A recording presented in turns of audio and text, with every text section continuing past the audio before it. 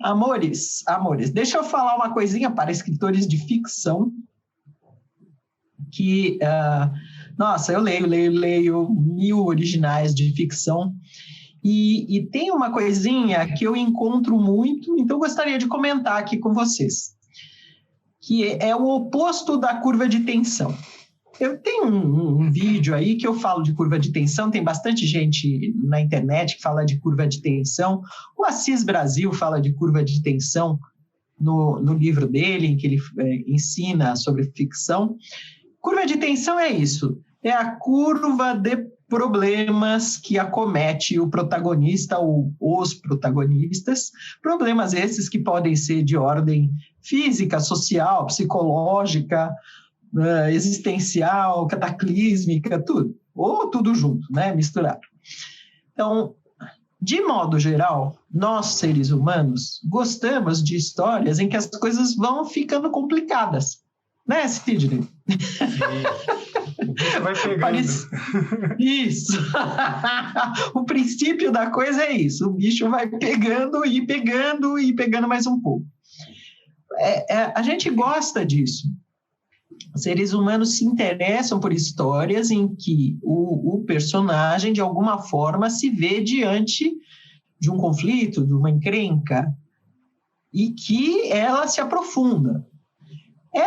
Esse conflito, essa encrenca, serve para também revelar como é o personagem. Eu li aqui outro dia um livro que foi até premiado, acho que foi o melhor livro de terror no prêmio da Aberst, um livro chamado Numetsu, em que a personagem, eu não vou contar tudo, né, mas só para vocês entenderem curva de tensão. A personagem está num veleiro com o marido e o casamento dele está péssimo, apesar de eles terem muito dinheiro, eles já quase não se entendem, transam só de vez em quando, ele é meio galinha e não sei o quê. Só que aí ele por meios vários, ele tem uma influência muito negativa de uma entidade meio demoníaca, meio bem do mal, né? Então ele começa a fazer coisas terríveis com ela e eles estão no meio do mar, um veleiro, né? Aí é muito interessante, porque os problemas vão servindo para revelar a quem lê, inclusive para o próprio personagem, que essa madame vai virando uma sobrevivente. É muito interessante. É bem feito isso, não é à toa que foi premiado. Então, tem uma curva de problemas, a coisa lá vai ficando grossa, vai ficando difícil para ela, né? Mas aí você vê uma fulana que começa a história tomando champanhe e vai ficando sendo atacada e com medo de morrer, e um medo muito nítido, muito vívido de morrer, porque o marido virou um negócio muito estranho, virou um negócio monstruoso lá. Muito bem. Então, curva de tensão é isso, encrenca, até, de alguma forma, se resolver, né? E o que eu vejo muitos escritores, uma armadilha a cometer muitos escritores, prender muitos escritores, é o oposto, talvez o platô em vez da curva, ou então, pior ainda, a barriga de tensão. Ou seja, uma antitensão. A pessoa até entende que precisa colocar um conflito inicial, mas aí ela não mantém o nível de problema, ele fica estático ou diminui. Por que isso acontece? Eu acho que alguns escritores se encantam pelo mundo que criaram. Que é compreensível, né? Você está lá criando, você é o deus da obra, né? Às vezes as pessoas criam um universo inteiro, criam um bando de gente, criam, às vezes, um lugar gostoso. Então, o escritor fica, de certa forma, passeando, tendo prazer com a sua criação. Então, bota o personagem para passear, mais ou menos, tá? Então, vai para lá, vai para cá. Quer dizer, existe um probleminha ali de fundo, mas ele não está atingindo o personagem nem ninguém. Nem o personagem está se revelando. Está acontecendo o prazer do escritor de mostrar a sua obra. Então, crianças, eu digo assim, tudo bem você ter prazer com a sua obra, tudo bem você se divertir com a sua obra, deita e rola, porém, na hora de editar, olho nisso, tá? Cada cena precisa aumentar a tensão ou revelar o personagem, ou ambos, tá? Se do começo, se o seu personagem, começa a cena e termina do mesmo jeito, psicológico, físico, existencial, tal, a cena não serviu para nada, ela é um passeio. Então, ela está funcionando como platô ou barriga. Dá para entender? Então, aí, nesse caso, você retira e pensa em usar em alguma outra história, em algum outro momento, aquela cena. As pessoas se preocupam muito em criar personagem, em até criar uma trama, mas elas não se preocupam tanto com essa questão de tensão. E, especialmente nas obras que pretendem ser de entretenimento, essa tensão narrativa é tudo, é o que faz a diferença de uma história que está arrastada e uma história que está andando, ou galopando, ou funcionando muito rapidamente.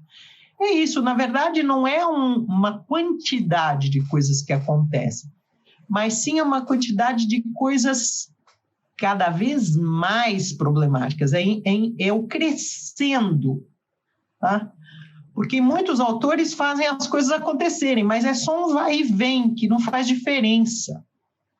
Então, você imagina, você está descrevendo um mundo qualquer, você inventou um mundo fantástico. Então, o seu personagem, puxa, você teve tanto trabalho para criar aquele mundo, que você faz o seu personagem ficar indo para lá e para cá, visitando os amigos, reunindo um grupo para sair em batalha, tal. Então, esse movimento, se você não colocar algo que revele o personagem, você achava que o personagem era corajoso, ele se mostra covarde. Ou você achava que o personagem era meio burreto, mas olha só, ele tem uma sacada brilhante, ou qualquer coisa, etc. Né? Descobre seus poderes mágicos, sei lá, não interessa. Mas o que interessa é preciso acontecer uma revelação ou um aumento de perigo, de problemas envolvidos ali no curso da história, né? As consequências do perigo, ações dramáticas que têm impacto na vida do personagem. Quer dizer, tudo isso precisa ser crescendo. Se não for barriga, chato, arrastado, o leitor sente e o leitor pode desistir da leitura. E, Laura, existe algum momento em que você consegue usar essa ausência do crescendo a seu favor, de alguma forma? Por exemplo, uma série em seriados de TV, principalmente americanos, né? O que acontece? Tem muitos episódios que eles são meio parados, não tem grande ação, mas ele está construindo a psicologia de um determinado personagem, ele está criando aquele momento para quando chegar em um determinado episódio, ele vai fazer toda aquela morosidade dos episódios anteriores virem com uma avalanche e, de repente, tudo aquilo, aquela morosidade que você ficou esperando, acaba se resolvendo naquele último episódio, no penúltimo episódio. Vou dar um outro exemplo fora de seriados. Música. Música, você tem as notas musicais. Sim. Né? Você tem os andamentos, etc, etc. Você tem criação de tensão na música e você também tem o silêncio, né? Sim. Que é a ausência do som. Perfeito. Então, assim, que cria uma tensão, né? Mesmo o silêncio, ele tem uma função. Né? Sim. No livro, na escrita, é possível usar esse artifício de alguma outra forma adaptada ou não? Ou sempre vai dar errado? Não, você pode, claro, não tem regra fixa sempre, né, Sidney? Mas você pode sempre usar algo que parece que não está acontecendo nada para revelar o personagem. Esse é um grande chance. Que, aliás, é o que fazem os escritores, quando estão fazendo a literatura tida por mais literária, né? Então, não acontecem explosões e correrias, ninguém mata ninguém e tal, em muitas histórias mais literárias, né? Mas o que a gente tem? A gente tem cenas que vão revelando o personagem. E vão revelando de maneiras inesperadas e, de modo geral, cada vez mais aprofundado. De um modo cada vez mais aprofundado. E é isso que prende a atenção da gente, tá? Então, quer a gente esteja lendo uma história de aventura, quer a gente esteja lendo uma história mais literária, né?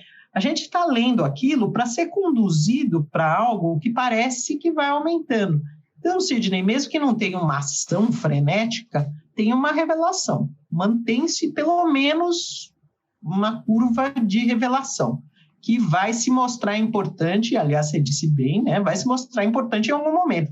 Não adianta você revelar o personagem como, sei lá, extremamente intuitivo e aí isso não servir para nada em momento nenhum da história, né? Tudo na história tem que ter um propósito. Né? Exatamente. Mesmo que aquilo pareça idiota lá no começo. O problema é que aquilo foi idiota no começo e continua idiota até o fim. Continua idiota no fim. Se você puder retirar da história e a história não ficar capenga, não serve para nada. Isso é a famosa gordura, né? Que você vai tirando Exatamente. Na hora da edição, na hora que você está dando aquela leitura final, antes de considerar o livro finalizado, né? Exatamente. Então, a dica que eu estou dando aqui é uma dica já quando você for editar a sua história. Quer dizer, é avaliar se cada cena serve para aumentar a tensão, serve para revelar o personagem. Se não fizer nenhum dos dois, provavelmente é uma boa cena para ser cortada, eliminada.